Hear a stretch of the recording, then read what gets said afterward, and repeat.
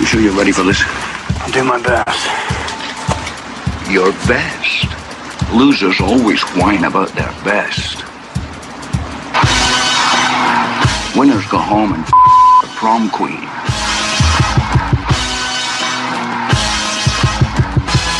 Welcome to the best soccer show. The best soccer show in the whole world. Here we go, best soccer show, North American Soccer Network at ASN.TV. Jason Davis, wow. You want to start over? Can we start over? I mean, you messed up your own name. I mean, Jason Davis and Jared DuBois, the best soccer show, live on a Sunday night.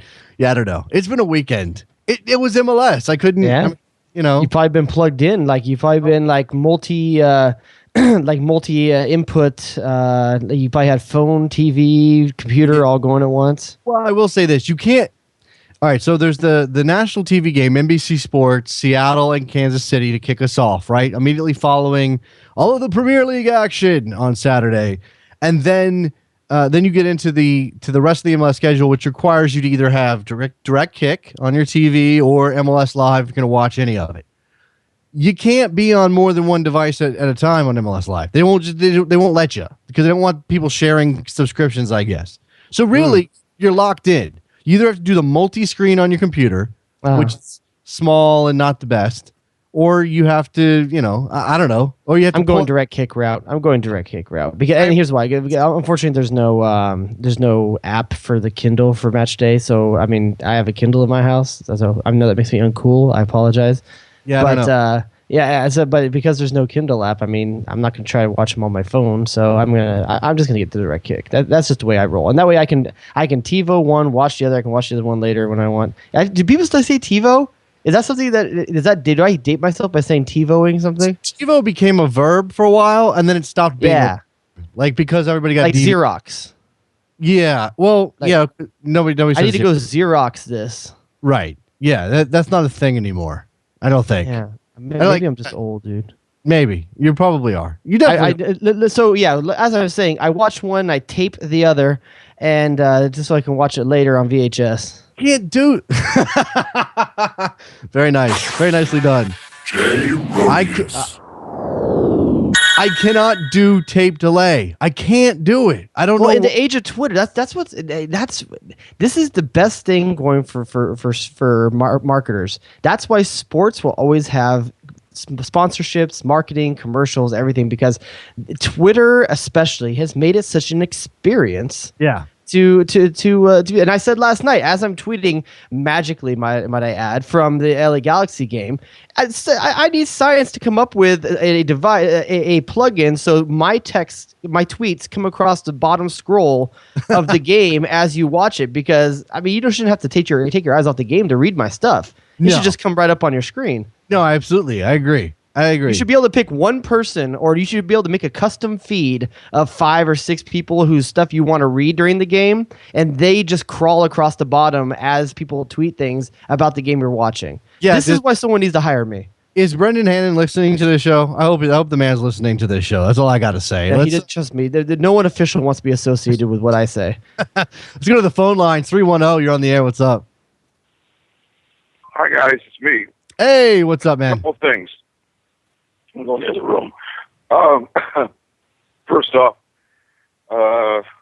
we didn't do too well last night. We meeting LA? Yeah, well. Okay, we're gonna get to all the rundown stuff, but yeah. So what else, Dan?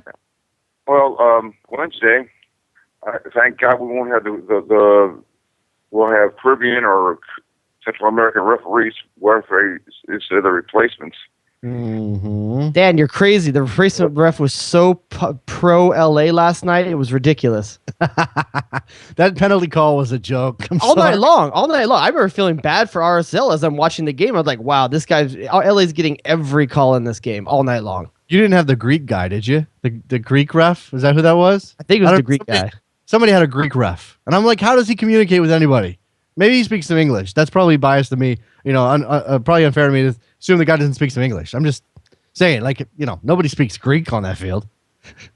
So, Dan, do you have anything else you want to share before we let you go? Yeah, well, just if you can't call yourself a fan, and this is a Wednesday game's a hell of a lot more important than the one was Saturday.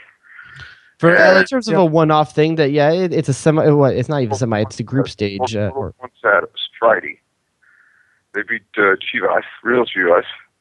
So this, I mean, if we can win this series, I'll bet you we play the two Central American teams that are playing on Tuesday. Okay, yeah. We'll play one of them. I have to look at the bracket. You know they want us to play the Mexican team in the final. Right, okay. Okay. Oh, and by the way, you were talking earlier today about the Atlanta 68,000 showing up for Mexico-Nigeria game. Sure. On your show. Okay. Not today, but go ahead. Okay, what about... No, that doesn't necessarily mean people want to watch soccer on that in Atlanta just because it's a big game. How about Sunday night, 9,071 people show up to watch Chivas USA play with Rapids. Okay. Oh, and that happened in the preseason. Yeah. In Las Vegas. Okay. Yeah. This and what is that? What is that? I think it's. What does that mean, Dan? Well, it means that the 9,000 people on a Sunday night, those weren't traveling fans. Those were locals. Okay. So you're saying Vegas is a market? Yeah, I think Vegas could very well be a market. It's one to consider. It doesn't seem to be on the Don's list. I appreciate the call, Dan. Enjoy the rest of your Sunday. By the way, Dan mentions Vegas. Did I tell you that I am alone with kids for 3 days because my wife is in Vegas for 3 days? Oh, damn. Like I'm Mr. Mom. That's got to be I don't know. That's so she's tweeting me pictures. I mean, she's sending me pictures of like she's at the Wynn, so she's in a nice hotel, right? It's got the control panel by the bed that says drapes closed, drapes open, temperature control, lights, everything's right. Like she has the best setup. She is going to sleep for the first time in 4 years since we've had children while I'm home alone with them. Hey, man, sometimes you got to take your lumps on that front. It happens. It happens. By the way, just to sort of explain what we had going on there, Dan was looking ahead to the Galaxy Tijuana first leg of the quarterfinals, Jared, in the CONCACAF Champions League. We got CONCACAF Champions League coming up this week. San Jose doesn't play this week. They play next week, right? Or do they play this week too? There's 2 weeks of it. I'm not sure which rotation they were in. I've just been paying attention to the Galaxy one, to be honest with you. I know that the Galaxy of Tijuana and Sporting Kansas City have Cruz Azul. That is obviously an incredibly tough out for Sporting Kansas City, who went to Seattle, didn't start everybody. They rested a few people, but played 75% of their starting lineup and lost to Seattle, as they always lose to Seattle, on a late goal, on a late extra. I thought Kansas City, especially in the first half, played a really good game. I thought it was an entertaining game. I mean, don't get me wrong. On the artificial turf and that rain, that ball was skipping all over the place. But I was still entertained. I hate it. I hate it so much. I can't stand to watch soccer in the rain in Seattle. I can't. I know that those two teams are much better than they showed, and you just can't play good soccer on that surface. And it was funny because that was bad soccer and it started our day, but then we got to Vancouver and Red Bulls up on the artificial surface at BC Place, and I'm flipping between that game, or I'm navigating between that game and DC United and Columbus, and I think both Vancouver and the Red Bulls are better teams overall than either Columbus or DC United. But how it looks. But I thought that Columbus and DC was such a more attractive game than what I was watching on the turf at BC Place. Because physics applied. I guess. I mean, in terms of who was a better team, it didn't really matter to me. It was you could actually keep the ball on the ground at RFK Stadium, and their turf is bad. I mean, their actual grass surface is bad right now. So everyone knows the RFK has a lot of opportunities, a lot of challenges there. But that being said, coming out of the preseason, a lot of hype. I mean, I don't think I've ever heard the kind of hype around, and I don't know where it came from necessarily, but Columbus Crew had a lot of hype coming out of the preseason. All of a sudden, it's everyone's dark horse kind of pick and everything like that. I wasn't a believer. I don't know if I'm a believer yet, but I got to say the Columbus Crew looked a lot better than I expected them to look, but I don't know how much of that is just DC might still be the team from last season. Well, it's a different lineup for DC United. Whether or not they are it's not the same team. Like I'm not identity. I'm sorry. I'm talking about identity. Sure, and you also have age there. I mean, look, it's Jeff Park and Bobby Boswell, both long-time quality MLS defenders. But when we're talking about a little bit of speed up front, do you expect them to be able to keep up with anybody? If Arrieta scores for Columbus, if he can actually put the ball in the net, they didn't have Oduro. When they get Oduro back next week, I think Columbus is going to be good. I mean, I don't know how good. I don't think top of the East good. I don't know beat Red Bull and Sporting, and maybe even Philadelphia squeaks in there. We look at what Houston did yesterday to New England. Pasted New England, and sort of the same thing applies to the Dynamo that applies to Columbus. If they get real quality goal scoring out of their lead forward, in Columbus's case, it's Arrieta. In Houston's case, it's Will Bruin. Watch out, because the rest. Look at what's behind those guys. Look at what's behind Arrieta in Columbus. Higuain, you'll get a Duro back. There's quality there. The new players they mixed in Houston. Brad Davis, Boniak Garcia, those guys working, and you've got Omar Cummings on the bench, and there is actual damage coming from these teams. I got to tell you one thing for Columbus that stuck out to me. I didn't expect Will Trapp to be this good this quickly. Will Trapp looked really good in that game. He's another one of those guys that's getting a lot of hype, and I think that rightly so. He was made vice captain. He's 21 years. I think he was just playing for the under 20 World Cup, wasn't he? He's good. He's really good. He didn't get to, he didn't really get completely settled in last year. It's going to be interesting to watch him take on a full workload in 2014. But the first goal alone for Columbus, 3 one-touch passes to the goal. I mean, and first of all, I've never seen Hector Jimenez make that pass. I watched him for 3 years in LA, and I've never seen him used the way that Berhalter had him used. Jimenez was always strictly wide and on the chalk. Berhalter had him cutting inside, finding spaces. If you even look at the goal, he's a good 30 yards in off the line, playing an overlapping defender through. I mean, I think if Hector Jimenez can live up to the hype, he was supposed to be pretty good when he was out here in LA and never really showed. He's going to be a lot more integral part of the offense there. And like I said, big fan of Will Trapp. It's one game. That's what I want to say. I'm going to say this probably all day long. It's one game, Yes. And everyone right now is feeling out for their cheap. Who's their cheap fantasy people you can pick up? There's names out there. A lot of guys everyone's going to go after these cheap guys that had one good game. I'm not going to make too much out of the first week, to be honest with you. Take for example, LA and RSL. RSL 3 points. Good on you. I don't think if I'm making power rankings today, I'm not ranking RSL above LA. LA was the better team last night. Congratulations, so. You got the 3 points. I'm rightfully so. LA squandered every chance they had. This is true. There's a lot of people are going to make knee-jerk reactions out of 1 week. Well, okay, maybe, but don't get ahead of yourself and get defensive, especially about your own team. I mean, LA is going to be good. There's no doubt about that. RSL is. It goes both ways, though, Jason. DC is not going to be bad just because of one game either. Maybe not. That's true. Maybe not. Either, again, like you said, it is week one. These teams are going to have to get their feet underneath them. The teams that showed well, that score. Look, I mean, you look at these scores. There were 2 games with 1 goal. RSL beating LA 1-0. Seattle beating Sporting Kansas City 1-0. The rest of these games had more than 1 goal. And the lowest scoring game besides that was Portland and Philadelphia 1-1. Portland required a added time equalizer. Would you really put Philadelphia ahead of Portland if that game had ended 1-0 Philadelphia?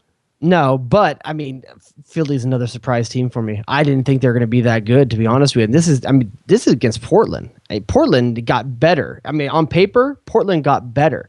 Mm-hmm. So it's really kind of, and I you know what, and hands up in the air too, Maurice Adu looked good as well. I had a big question mark around if Maurice Adu was worth the money. I still don't know if he's worth the money. I don't know if he's a DP, but Maurice Adu had a quality game, looked really good. And it's really, you realize it's something that Philly really needed, because he gave a very big defensive presence in midfield, someone that could hold the ball in midfield, something that they really kind of lackey. I know they had Brian Carroll there for a while, but Brian Carroll's not Maurice Adu. Maurice Adu is a more dynamic player than Brian Carroll. He can go both ways. Brian Carroll's never been a guy that can do that. A couple of questions coming out of the first week of the MLS season. Looking at these score lines, looking at these results, a couple of questions, maybe a couple of conclusions. Not necessarily about the qualities of these teams, whether or not Columbus is going to be the surprise team in the East or Philadelphia is going to surprise. And if you look at it, all of the West dominated when they played the Eastern teams on week 1. Does that mean anything? You think Seattle dominated Kansas City? No. I mean in terms of results. I don't necessarily mean the actual level of play or balance of play. I just mean if you look at the results, the West won. Yeah. And even in the West on West or East on East, I mean those are different. Those are a little bit different. Number one, were the replacement refs an issue at all in week 1? No. I honestly, in some cases, looked pretty good, to be honest with you. I thought the ref did the Seattle-Kansas City game, did a very good job in that one. I think L.A. was probably one of the poorer ones, and even that one wasn't that bad, except for like one really bad penalty call towards the end. I think the replacement refs did pretty damn well, to be honest with you. That was a very ball don't lie situation. And he also never go in against Ramondo when a PK is on the line. Flat out. Just don't do it. I mean, it's ridiculous. I don't know. The guy is magic. The guy is absolutely magic. I think one of the biggest tragedies is Nick Romando's never going to get a chance to be the U.S. number 1. Yeah. The guy definitely could have possibly been the guy. He came up against Tim Howard, and even he may even be better than Brad Guzan. But if you don't get you tested in Europe, it's hard to make that claim. You know, it's interesting about Nick Romando. Again, we always talk about the height. He's 5'10", if we're being kind. Okay, he's 5'10" for being kind. That's always been working against him. He is magic otherwise, and we know about his feet. And I think we have harped on it on this show over and over and over again. The guy's feet and distribution don't get enough credit as a part of the RSL success, but sometimes that cuts both ways. And he did have one really bad giveaway yesterday that actually led to Robbie Keane missing a golden chance off the inside of the post. Robbie Keane couldn't get anything. I mean, he looked good. This is what Robbie Keane does. He gets himself in great positions. He gets himself open. He gets himself shots. He can't put the ball. There are nights where he just can't put the ball in the net. And I think LA's willing to live with that, though. If you think about how many chances were created by that team last night, I mean, over a dozen, more than a dozen, I mean, somewhere in that range. I mean, they had and I got to tell you, the addition of Samwell, I liked that guy last night. I think maybe he tried a little too hard at times. What is up with the flair, man? Come on, dude. You don't tell me you don't like it. That's the most LA thing that could be in this league. It is. 860, you're on the air. How you doing? This is Damien calling in from Connecticut. What's up, Damien? Hey, I'm a longtime listener. This is my first call. I just wanted to say that I'm excited for the start of the MLS season. I'm a NFL guy, watch football and baseball, but this is the season I've been waiting for. So I'll keep listening throughout the season, and you guys are doing good. Keep me up on Damien, as a guy in Connecticut, who do you root for? Are you just trying to find a team, or are you just looking at you just enjoy the league overall? Yeah, I'm somewhere in between. I feel like I watched the league overall. I came into soccer, never played, so I came in with the David Beckham whole thing. Mm-hmm. That's kind of when I started paying attention.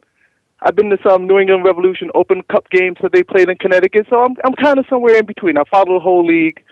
I watched the Revolution a little bit, and I watched the Galaxy a little bit.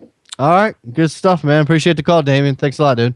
I tell you right now, someone in MLS, we're doing their job for them. We're crowdsourcing for you. You're getting free market research right there.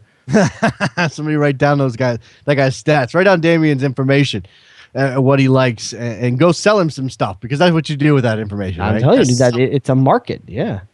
You were talking this about guy might buy 2 jerseys. He doesn't know who to root for. You were talking about chances. I mean, I'm going by what the league has, the Galazzo thing.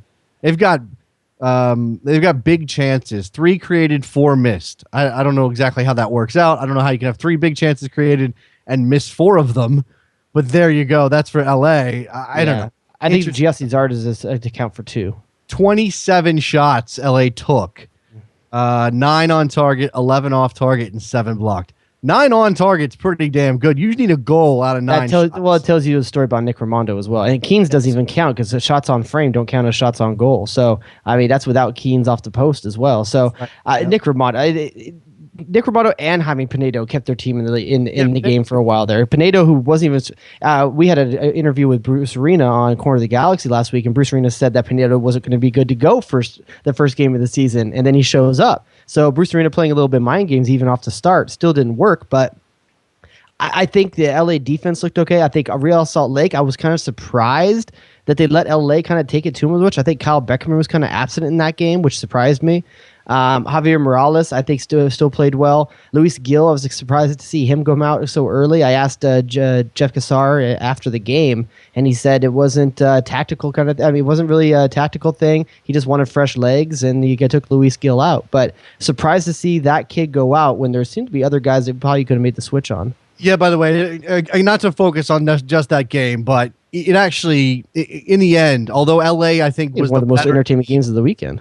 Yeah, but in the end, LA was the better team overall. But if we're talking about the right thing, number one, I don't understand what happened on the Mulholland waved off goal. What happened there? That didn't make sense. I can tell you in the stadium, the referee had the linesman had his flag up right away. So I don't know if the linesman was calling offsides or he thought he saw a foul there, but I know the call came from the linesman. Okay, and then I actually thought Plaza was offside, so I don't know exactly what's going on in that game, but it seems to be the right result in the end. And again, if you actually go back and watch that goal, the Plata goal, Leonardo actually points to AJ De La Garza and tells him to take Plata, and De La Garza switches off for just a second and gets the wrong side of him, and that's the time they pick out the pass. It was a great pass. All right, let's go up to Vancouver real quick and talk about the defending Supporter Shield champions or just Supporting Shield winners.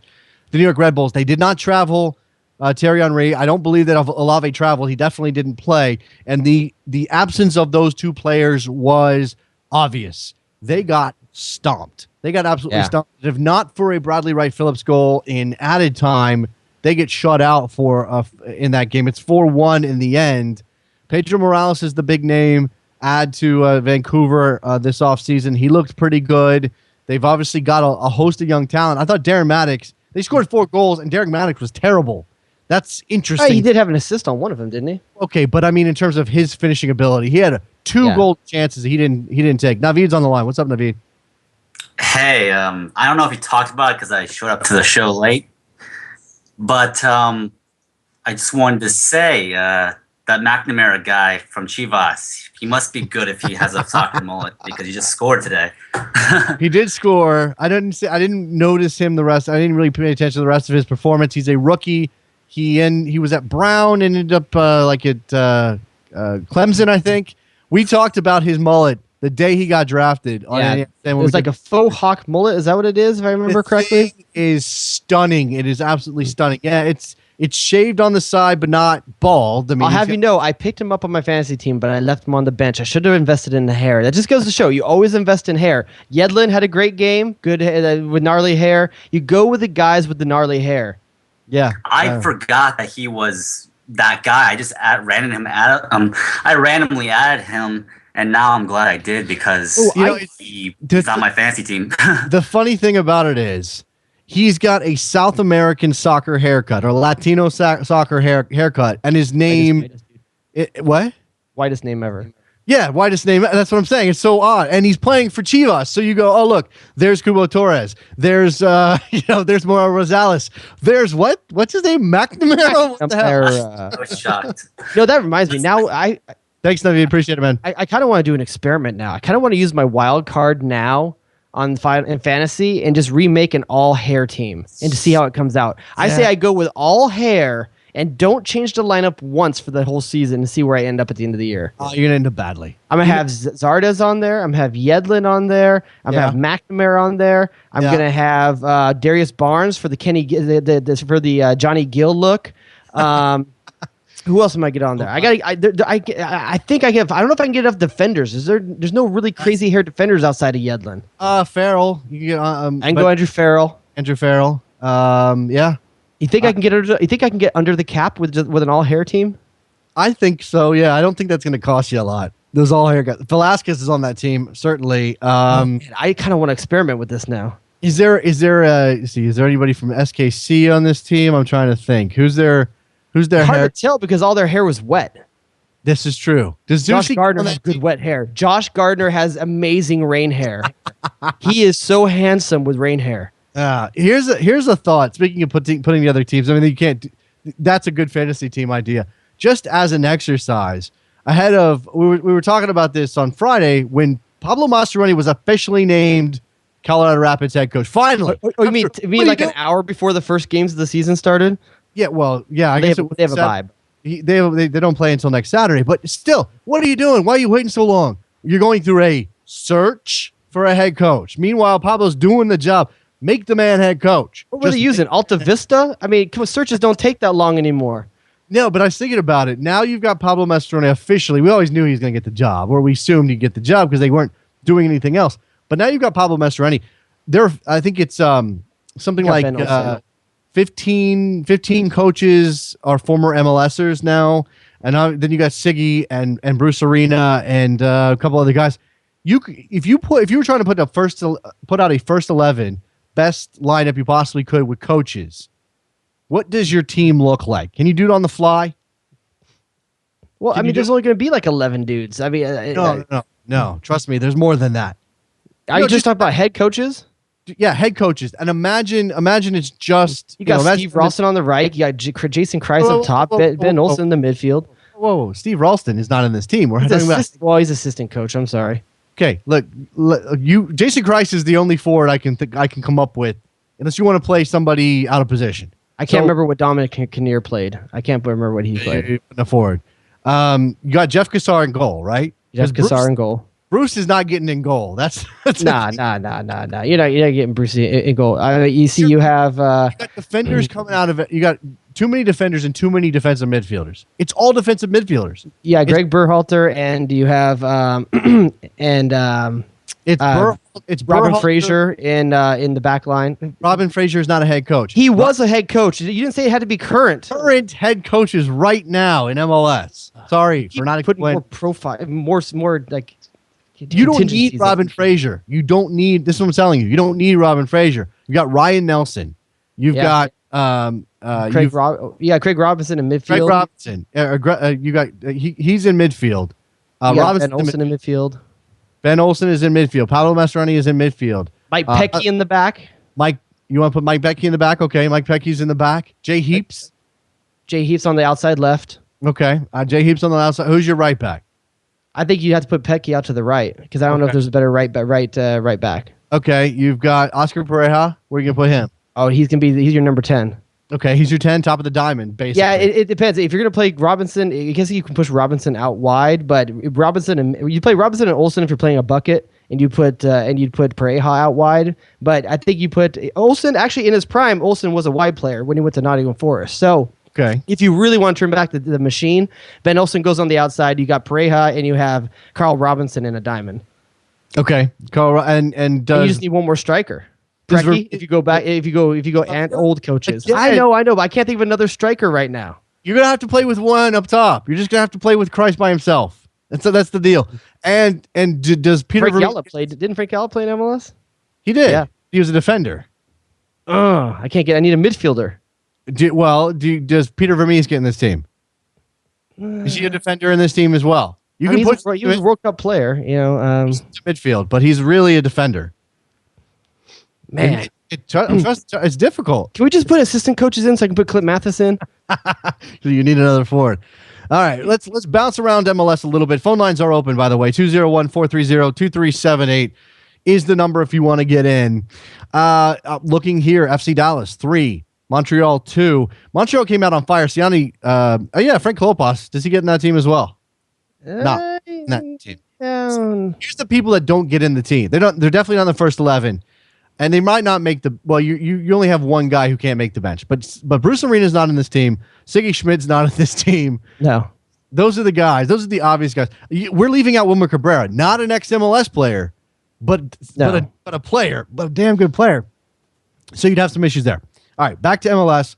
FC Dallas beats Montreal 3-2. Montreal came out on fire. Siani Niasi scored in the first 10 minutes. And FC Dallas gets the win on kind of a throw. Look, I don't know what to make of FC Dallas yet. I think they can be. When you say wait, finish that sentence. You're about to say a throwaway goal. Is that what you're gonna say, Mauro Diaz? Were you gonna say call that a throwaway goal? It sounded like that's what you're about to say. No, that's not what I was gonna say. I don't even know what my thought was gonna be there. Something about defending, probably, in light of a 5-goal game. Mauro Diaz's goal was fantastic. Amazing free kick. How good is FC Dallas gonna be? You know what? That's hard. God, it's really hard to say. I mean, you don't want to bet against Oscar Pereira right now, just seeing what he did with Colorado last year, and he's starting off well against let's not forget, Montreal last season probably faded most because they're aged down the stretch. It's first game of the season. They're rested, If it's the same kind of Montreal identity as last year, this is a team that started off last year strong, really strong, and a lot of the same components are back this year. So I don't know how much of this you give to Oscar Pereja or how much it is Montreal. Maybe what we saw at the beginning of last season was just a fall, like a misnomer for Montreal. Maybe they aren't as good as we saw last season. You say that, but FC Dallas started off last season on fire. I know these are two teams that were hot last year. Yeah, fell off the table. So I think Pereira's goal is to get some consistency out of this team. I'll say this though, he's kind of built a team and they play a style that's very Latin style teams right here. Kind of similar to what you see like maybe with RSL. I think RSL is much more better at being technical than what Dallas is, but you can see what Pereira is trying to do. He wants a fast-moving, fast-flowing offense, and I kind of dig it, to be honest with you.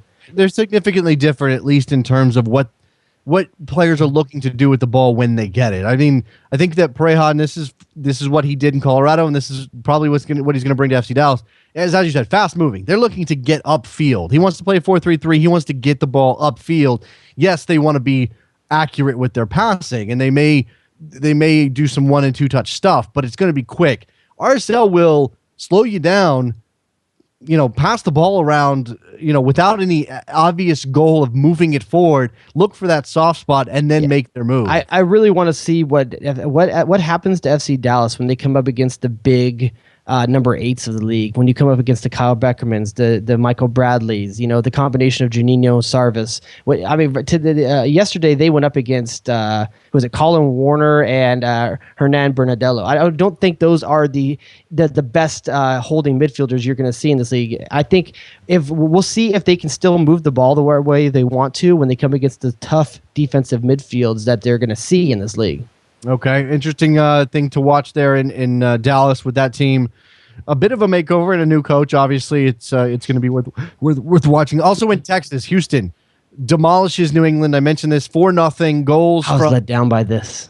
Were you? Well, I really wanted New England to keep going. I wanted to see New England start where they left off last year. And everyone knows that I'm a Houston hater. You can just give it to me right now. I'll give it up to me right now. But there's something about I'm a lover of what New England was doing last year. Another part of it, full disclosure, I had 2 New England players in my midfield I spent a decent amount of money on in my fantasy team, okay? So I'm not going to act like that wasn't part of it. Right. And Will Bruin, there's something about Will Bruin, I can't like him. I don't know why. I can't like him, but 2 great finishes for Will Bruin in this game. The guy has talent. I mean, he had a bad year last year. He went through a stretch last year where he just wouldn't. I mean, we talked about Robbie Keane going cold for a game, like getting opportunities and going cold for a game. Will Bruin went through a stretch last year that was just painful to watch. Yeah. Like you felt for the guy. You wanted to give him a big old hug because it couldn't get any worse for him. But he's MLS's Josie Altidore. He's always had the talent. That's not been his issue. And to see him just start out on fire yesterday for Houston, first of all, it's got to be encouraging for Houston. Second of all, I think that's got to be a shot across the... Look, again, one game. Don't read that much into it. But a shot across the bow for the rest of the Eastern Conference. Because Houston, you always go, well... they'll kind of tread water for a while. They'll go through their spurts. They'll tread water for a while. They'll be pretty good at home, but we won't really be paying attention to them until the last couple weeks of the season when they'll be hovering right around 4th, 5th. But when you see first game of the season and they're getting Will Bruin off for 2 goals and they're getting Oscar Boniek Garcia off for a goal, those are the guys that you want to lead this team. If they start hot, you could really ride the backs of those 2 guys. And by the way, Will Bruin, did he bulk up? He looks thicker than I remember. Dude, he's always been a pretty big solid forward. I think that dude's been doing the protein shakes. They've got Tony Cascio in this mix now. He's on loan from Colorado. We'll see what Kinnear can get out of him. You know what Brad Davis is going to bring to the table. Brad Davis is going to continue to be underrated. I'm not sure why. I don't know that he's a national team player. But I do think that in an MLS context, he gets underrated pretty significantly. But when you talk about underrated, isn't Kofi Sarkodie maybe the most underrated right back in this league? It's been slow burn on Kofi Sarkodie, though. It is, but I think it's consistent. He's been terribly consistent since he came into the league, just constantly trending up, up, up, up. And I just think he's starting to become what we thought Sean Franklin could have been. I mean, he's continually contributing to the offense. He's a great overlap runner, and he serves a good ball on his right foot. I have one. Kofi Sarkodie or Shannon Williams? I don't think of Shannon Williams as a right back. I mean, Yes, that's what he plays. I know, but he also plays midfield. I mean, he can play center back. I mean, but you're thinking of Agombi Akugo, dude. Oh, I apologize. I am thinking of Mobi Kugo. I apologize. I'm sorry. I totally think of Mobi Kugo. If you don't even know who Shannon Williams is, then you got to go. I'm sorry. I was thinking Mobi Kugo in my head. I apologize. Same team, same back line. I would take Sarkodie. I think he's a better offensive. I think he has better offensive possibilities, and I think they're equal on the defensive side. You know, I saw there was a moment. I watched some of that game again, flipping back and forth. Lots of soccer to watch yesterday. But I'm watching some of that game, and I happened to flip by, probably in between goals, where Corey Ash absolutely burned somebody up the left-hand side, threw in a perfect cross, and I'm thinking, okay, he doesn't do that nearly enough, and he's still not great defensively. That's my problem. But that's why he gets any kind of look at all from Jurgen Klinsmann, because he can do that, and there's just not a lot of those guys. You know what? Chris Kloop can do that, and he can play defense. Okay, if you say so. If you say so. If I say so, you know that's true. Well, I think that Chris Kloot's inexperience works against him. Okay, I'll give you that. It's a 1 year segment that we're looking at with him, whereas Corey Ash has let me down for years. Corey Ash is a converted midfielder. I mean, let's remember this. Jurgen Klinsmann has a soft spot for that too, apparently. If you have played midfield before, he'll make you a left back. Let me just do that. Marcus Beasley, Fabian Johnson, he'll do it. But Brad Evans. By the way, speaking of underrated players on that, and it plays right into Houston's mindset to have underrated guys. By the way, oh yeah, absolutely. I love the pickup of David Horst. I think that was an amazing pickup on their part. And there was talk that he may not even be the starter for center back. I think David Horst was great with Portland, and most of the time he could play up there. He got hurt for a bit. I think that was a great pickup by Houston. If he can be consistent and stay healthy, I mean, it's a huge win for them. He's got to stay healthy. I think Eric Bruner is another guy that they can use in that center back spot. They obviously let Robbie Boswell walk, and he was picked up by DC United, which seems to possibly be the right decision. Vince, what's up, man? Oh, hey guys, how's it going? It's going. What's up? Hey, oh my God, like using Skype is such a better way to call you guys than by telephone. Okay, you do. What's on your mind? Hello? Yeah, I know you're fine, Vince. I'm just giving you a hard time. What's up? Okay, guys, I just want to know. I put this out on Twitter, but I gotta say it here. If with KC's loss, which had to be demoralizing for them, considering the fact that they played a pretty decent defensive game. If they do bad against Cruz Azul, do you think this could be the start of maybe a bit of a slippery slope for them? No, I don't think so. I think you compartmentalize the Champions League because, first of all, Cruz Azul suffered their first loss of the Clausura this weekend. They hadn't lost to this point. They are an absolute juggernaut right now in Mexico. I think that if you're Kansas City, you take this game as it comes. You try to get your result or whatever scoreline you need to get to make yourself feel okay about the second leg. If you don't get it, you move on. There's plenty of really good teams that have lost away to Seattle and lost to Mexican teams. I think you can really compartmentalize it. I think mentally you can digest it if you're Kansas City. It's a bad way to start, but losing to those two teams in those kind of situations, it's not really. I don't think it's backbreaking for them. I think there's a team that knows that they're the champions. They played like champions, I think, for most of that first half of that game. Yeah. I think they're stronger than that. It's interesting, though. I mean, you think about it. While I have them as the best team in the East, and I'm not going to change that based on one loss, you look at the rest of that conference. Everybody else got better. Whether or not I still think it's a steep drop off from them. I'm not going to argue against that point. I'm just saying that everybody else got better. Therefore, the degree of difficulty for Sporting to get back to where they were last year, and they didn't win. They didn't finish first in the East. They finished second. But the degree of difficulty to get back to that point is higher now. And you watched them yesterday. Yeah, defensively they were fine. Are they going to get one? And I know Bielsa didn't play, and there was a couple of other things happening there, but. Yeah, but Dom Dwyer had a good game. Are you really going to get goals out of Dom Dwyer? Are we sure about that? I think you can. I think he was what I'll say is that the guy finds himself in dangerous positions, and the problem in saying that though is, as a LA Galaxy fan, I have a guy named Giassi Zardes that does the same thing, and it gets frustrating after a bit. How many times can you say the same thing about a guy? Dom Dwyer knows where to be. Okay. He's just not converting. And if he can get that, and Bielor is a guy that's shown that he can take a chance when it comes to him. So he's going to have a guy pressuring him. Yeah. If you had to pick one player to break out, and they both could this year, but if you had to pick one to break out, Zardes or Dwyer, who are you picking? I'm going to say Zardes because he's not going to get pressured. I think he'll get a lot more minutes than Dwyer. I think Bielor could definitely be. Even with, and I don't know how Robbie's doing right now, but even with Robbie Rogers still gonna be out for a while. Once again, if you believe, like I said, we talked to Bruce Arena last week, and he said the guy's a ways out still. Okay, so but I don't know how many games he's playing, but Zardes didn't look bad yesterday either. I think he had a good game. No, I'm betting on Zardes to break out in a big way. I'm betting on him to double his numbers from last year. But Ishizaki's in the mix now. Again, whether or not Robbie Rogers comes back healthy, there are some players who will push Zardes. I do think he may get some forward minutes eventually. I don't know. I think one goal means a lot more for Zardes than it does for Dwyer. One goal could really unlock Zardes in terms of confidence and potential. I think he just needs to get that kind of thing and get the ball rolling. Dom Dwyer, I think I kind of, is it too much to say he's a proven goal scorer by what he did in the USL? Yes. Yeah, that doesn't prove anything. Not at the MLS level. It just doesn't. Hey, the guy also scored for a couple big goals for Kansas City down the stretch last year. But he's got to prove it over the course of the whole I think he's done more than what I'm saying is I think he's done more than Zardes so far. Okay, fair enough. Vince, how anxious are you to see TFC play? I'm a bit more worried than anxious right now. Really? Okay, lay that out. Simply because of the injuries. I mean, Defoe has set up play. I don't believe Gilberto's even fit because apparently he came to camp fat. Bradley's he has a little bit of an issue apparently.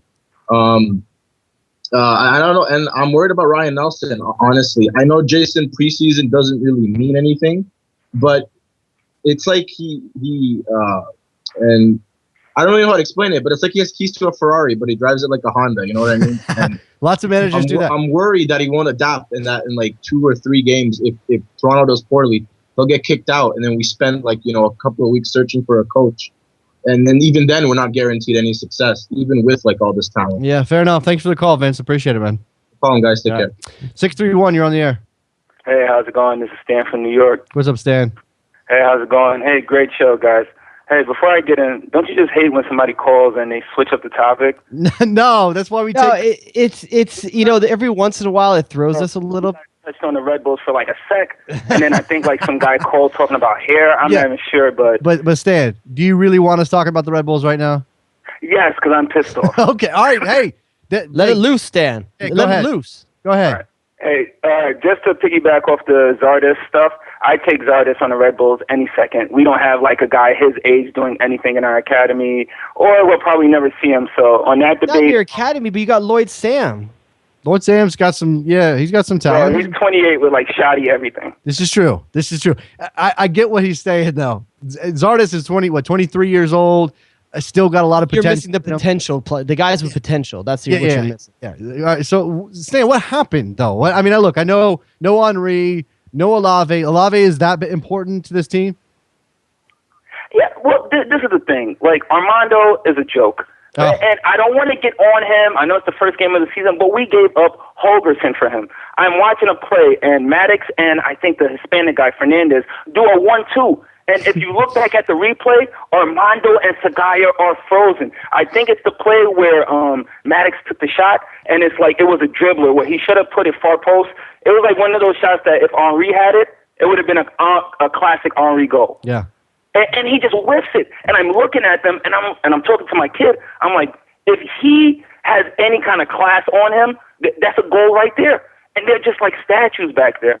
My whole thing with them, honestly, I thought Vancouver was a pretty good team ever since the preseason. I know you guys don't really value preseason, but that game against Portmore United, if you guys haven't seen it, to me, that was an indicator in terms of what we were getting ourselves into. And we just weren't ready for that attack. The Fernandez kid on Vancouver, he's all over the place. We don't have one player on the roster who covers as much space as he does. That little Uruguayan had a lot of energy last night, man. I thought that was listen, another thing about Vancouver, and this goes to your point as well, Stan, is that they're young.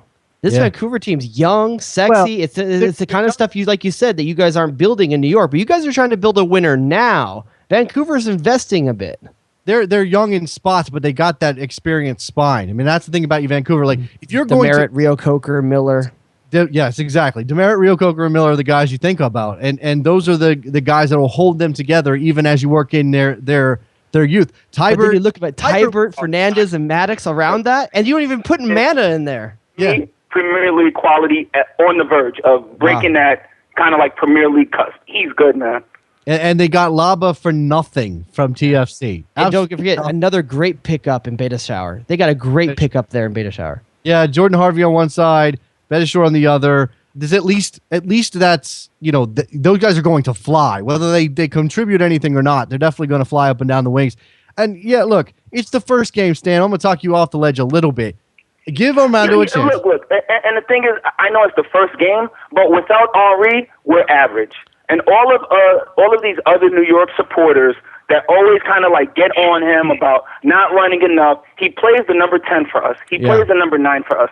The guy, when he has a little bit of energy, is the box-to-box 8. Like, we have no players to replace what he brings to us on the field, and the game yesterday proved it. Without Henry, we're average. To me, Olave wasn't even too much of the issue because the defense was all right. Okay. Like, the goals that we gave up, like that screamer from Fernandez, like upper 90, well, couldn't have stopped that if he had like a second goalkeeper in the box with him. Well, it's like, that's about mid. But that's about mid. Yeah, here's the frustrating thing about that, though, Stan. You got Eric Alexander and Dax McCarty, two good defensive midfielders. Neither one of them was close enough to him to lock him down. Alexander's not a defensive guy. He's just not. McCarty's good. Like, let's be serious. Both got called up, and McCarty could have sniffed the field. To me, that was the writing on the wall when Alexander got put into the game, and McCarty didn't. And I'm talking to my kid last night, and I'm like, why didn't we try to get Laba? Like, McCarty's good. I get it. Like, he does all the commercials. He's a good guy for the club. Yeah. He's out in front. He, like, represents us well. He's always saying he loves New York. But as a number 6, and that's the position he's playing, the defensive midfield, is he really a class player? Like, he interrupts, but in terms of turning it around and maybe kind of morphing into a number 8 where he can make the pass, he doesn't. I don't want to sound like I'm the smartest soccer guy in the world. No, but he gets the ball and he passes it backwards. Okay, well, if he's passing backwards, that is a problem. But as you said, Stan, without Henry, thanks. I got to move on, but thanks for the call. All right, take it easy, guys. Great show. Without Henry on the field, he doesn't have number one. You don't have that gravitational pull that Henry has. I mean, because that's huge for the Red Bulls. The guy that draws all that attention. 562. You're on the air. Who's this? It's Byron. What's up? Hey, Byron. What's up, man? This is about Wednesday's game, Galaxy's Wednesday game. And one thing I feared about that game since a long time ago was Tijuana fans taking over the StubHub Center. Is that going to happen, Jared? Hold on, Byron. Is that going to happen? It depends if they can time that commute right. Getting across that border and then up to LA, you got to make sure you leave early in the day. So I don't know. It's a midweek game. I haven't heard yet. Byron, do you know if they're gonna cap the attendance on that one? I think from what I saw about the tickets, but I saw no upper level tickets on sale. That means they're capping it, right? Yeah. So normally that's what they do on midweek games because it's on. Since it's on campus, they usually cap that one. So it's gonna be tough. I mean. I think it's probably going to be. I think it's probably a bonus game for season ticket holders. I haven't confirmed that or not, but if it's a bonus game for season ticket holders and it's already a capped game, it's going to be tough for Tijuana to really take over the place when half of it's going to be empty on purpose. But, I mean, the bottom line is, and if you look at these, I hope they do. I hope they do for the rivalry, to build something, to have an atmosphere. That's fine. They show up in big numbers. Tijuana fans show up in big numbers. Hell, San Diego ends show up in big numbers in Tijuana. That's fine by me. I was going to bring this into a bigger CCL discussion. You look at the 3 teams that are left. The chances of San Jose or Sporting getting through seem very, very small considering the competition they're facing. Mm-hmm. LA's got the best shot. They've got to get the ball in the net at home against Tijuana to give them a shot when they go down there. But you know what? Jolos got something to prove. I mean, you think Paul Arriola doesn't want to beat Galaxy? You don't think Hercules Gomez wants to beat the Galaxy? Okay. I don't know how much that really plays in that locker room. The geographical element probably does, but I don't know that. I don't know that the Herc thing. I mean, what Herc? You think 5 Americans on one team don't want to show up an American team? I'm sure they do. 661, you're on the air. Hello, this is Robert. I'm calling from Alaska. What's up, Robert? They got soccer in Alaska? Yes. That's awesome. It's good to know. Go ahead, man. I was calling related to the previous call. Since the LA and Sporting both lost this weekend, you think it's a bad omen for both of those teams heading into the first week of CCL? They're both playing they're probably playing the 2 of the top 4 teams in the entire league. I don't think it's that big of a deal. Do you think it would if Cholos lost to America this weekend, do you think that's a bad omen for them? No, they would have been playing and lost to a good team. Yeah, this is a very weird line of discussion to me. I mean, and here's the thing. We are going to go through that angsty fit again when the MLS teams drop out of this competition.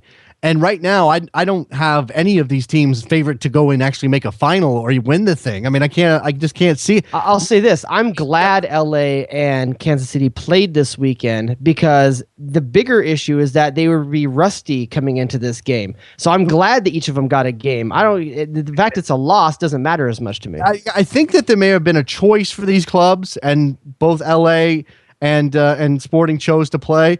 San Jose chose to take the week off to get ready. I guess I don't know if that's true or not. It's what I heard.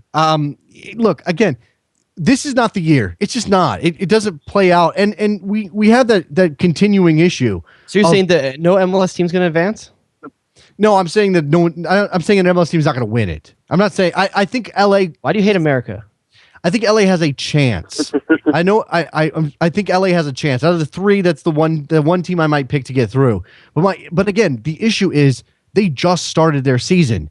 The Clausura is halfway over. I mean, you're not, or more than that at this point. So do you feel next year with Portland and New York going, there's a better chance next year? I don't know. I mean, I think Portland, it depends on the draw. I think if Portland gets out of their group, they have a shot when they go into... If they get out of their group, they better get out of their group. The U.S. and MLS and Pacific with Portland, that type of team, every MLS team should be getting out of their group every time. No, this is true. This is absolutely true. Okay, I mean, granted, you have to say if because we don't know. But the expectation, just like what Alexi Law says for the U.S. national team, is the expectation needs to be that they make it out of the first round every time. This time it's going to be really tough. But the expectation is now there that MLS should make it out of every group stage in the CCL. U.S. should make it out of every group stage in the World Cup. That's the new expectation. The next part is MLS needs to be battling to win the final every time. Okay, but again, I mean, I'm not saying this is an excuse, and I'm not saying it will prevent MLS teams from ever winning this tournament. But you look at the advantages the Mexican teams have, and it's even after you consider how much more money they spend and the talent that they collect. You look at what the American teams have to deal with, or the MLS teams, because you could conceivably get a Canadian team at this point. Okay, look, LA is going to get the winner of Sporting Cruz Azul if they beat Tijuana. I think LA has a okay. I think obviously if Kansas City goes through, all bets are off. Even if Cruz Azul comes through, I think LA is better suited than a lot of their teams to play because first of all, the travel's easier. The travel is going to be a lot easier from LA than someone coming from Missouri, or let's say if Montreal or New York next season. But it's still Mexico City. I mean, you still got to deal with everything that comes with that trip down there. Obviously, but a midweek game, I mean, you want a shorter commute if you can do it. And I also think that LA has, I don't know, for some reason, I don't think that LA is nearly as intimidated by Latin things because we grow up and we play in a Latin environment. Has LA ever won a game in Mexico? No, I think only one MLS team has, right? No, I know Dallas won one a couple years back. I can't remember who else has won down there, but it's never happened. So let's not act Portland's going to do it. Portland's going to do it. Okay, but that's next. Okay. Again, looking at this, LA has to beat Tijuana. By the way, LA doesn't have to win in Cruz Azul. They just have to win bigger in LA. This is true. They have to make their home leg stand up. LA, Tijuana, if they get past Tijuana, they get the winner of Sporting Cruz Azul. I think we're all betting on Cruz Azul to get through. No offense, Sporting Kansas City. And that's troubling too, because this is the defending MLS Cup champion, who, if you really think about it, well, number one, they weren't as good at home last year as you think they should be. but they should have the right kind of mentality, the right kind of setup to keep the Mexican team off the board as much as possible and give themselves a chance. I just don't know where the goals come from for Sporting in that situation. They can score, don't get me wrong, but I don't know that this early in the season they're going to have the rhythm. I know we got a caller on the line, but I want to ask you one thing real quickly. If Kansas City gets a 1-0 win at home to Cruz Azul, and I can't remember if Kansas City is playing home or away first. I apologize. Assuming they're playing home first, if Kansas City gets a 1-0 win, does Benny Feilhaber start the away leg in Cruz Azul? I say no. I think you have to go more conservative than that. You can't play Benny Feilhaber in that game. The first leg is at Sporting Park on the 12th. On the 12th. So you got San Jose and Toluca on the 11th. You're going to see Oriol Rossell instead. You might even see Iko Para instead. You're going to see someone else other than Benny Feilhaber. And that's not a knock on Benny Feilhaber. I just think that you can't play. He can't play in a game you have to win 0. You have to tie 0-0 or lose 1-0. But you're jumping ahead. I don't think 1-0 gets the job done for Sporting. They got to win 2-0 at home to give themselves a shot back in Mexico. I think Kansas City's really good at playing negative soccer. No, they are, but I still don't think a one goal is going to hold up. San Jose, they host Toluca in their first leg, and LA hosting Tijuana. So all the MLS teams are home in this leg. Then they've got to go to Mexico next week. So we'll see or the week after. We'll see what happens with that. And that's the quick turnaround. And you got a game on the weekend a lot of times. LA doesn't have a game on the weekend. San Jose is going to have a game on the weekend. And Sporting's off, right? I believe Sporting's off as well. Because they played this weekend. You got anything else on caller? Yes, I was going to say, well, it is a two-leg event, so even if the whole MLS team did win the first week, they could still break down or just collapse in the second one at home in Mexico. Yeah, we've seen it. It happens all the time. Thanks for the call, man. I appreciate it. All right. Yeah, look, I mean, I don't have any of these teams. If you ask me to put money on this, I'm not betting on any of these teams getting through. I think LA has the best shot, but I actually think Tijuana is going to win the series. Going to win the title. I'd be interested to see how many LA fans travel to Tijuana. Well, that shouldn't be any harder than the other way around, right? No, getting there's easier. There's easier. It's coming back across the border that's hard. Okay, well, this is why I was talking. You were talking about travel in LA and Mexico. Look at this. Ed on Twitter, backing me up. Kansas City is closer to Mexico City than LA is. Oh, because Mexico curves to the east as it goes down south. It's like all the way down here to the east. And it's really far south, but yeah, I guess the whole country curves to the east. So yeah. So really, it doesn't help LA at all on the travel. By the way, in my example though, I did use Montreal and New York. You in your example for what? But about why LA has an advantage over some teams on traveling to Mexico City. Okay, all right, okay, fair enough. Aren't Montreal and to New York both can be playing next season? Montreal got the Canadian option, and then New York and Portland will be going as well from MLS. I think the Canadian Cup happens in the same calendar year. The winner of the I don't think we don't know the group stage Canadian team yet for 2014. Oh, really? I thought Montreal won it. No, I think that comes in the same calendar year. So like the Canadian Cup will happen between now and the group stage, and that's who goes into the group stage. You know, there's a possibility that one year there could be 3 Canadian teams going to CCL. If a Canadian team won the Supporters Shield and won MLS Cup, and the other one won the Canadian Championship. No, I don't think so. I don't think that's how it works. There has to be an American representative. The spots are dictated by country, not by. I can't remember. Maybe you're right. I don't think that's right though. I think that no matter what, the U.S. Open Cup winner would be American, but the other ones might be up for grabs. That might be taken away. We are out of time. We're done. That's it. We're done. We're literally out of time. We got like a minute left. So let's wrap up this week of MLS. You have anything you want to take away? Anything you're definitely taking away from week one? Definitely taking away. Columbus is better than I thought, and I'm reserving judgment on most of the rest of the league. Okay, well, I'm taking away that Houston has some firepower if they get Will Bruin off the mark as he's done so far in 1 week. I know, Chad. I'm also taking away the fact that I saw the first ever attempted rainbow in MLS that I can remember. Really, that's the first one. I don't remember anyone else ever trying to pull off a rainbow. Samuel, watch him. He's going to be interesting to watch. He's going to lose the ball a lot, but when he does, it's going to be fun. So there's that. I'm with you on Columbus. I actually was a little bit higher on Columbus than I thought I'd be coming into the season. That's interesting to watch. Vancouver could be very good. We'll see how they respond to Carl Robinson. RSL, I don't know yet. We'll see. I know beating LA is big, but I don't know yet. I just don't know yet. Anyone in Vegas that sees a pasty white woman with blonde hair, take care of her for me, okay? Yeah, do that. That's a good way to go. That's going to do it for us, guys. Ratings on iTunes help us out a lot. Show at bestsoccershow.com. What else? That's it. And follow Davis at Jason on Twitter. All right. We'll talk to you guys on Wednesday. Bye.